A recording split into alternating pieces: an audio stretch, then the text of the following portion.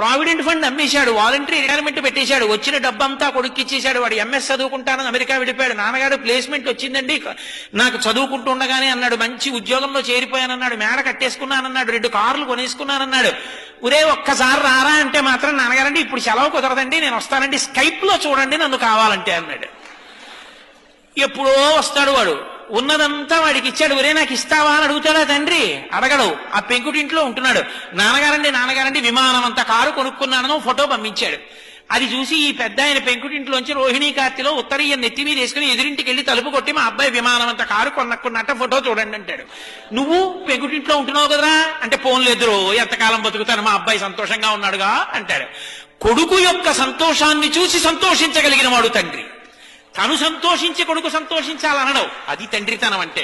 తండ్రి కష్టపడి పెంచి పెద్ద చేసినంత కాలం తండ్రి దగ్గర అనుభవించి ఆ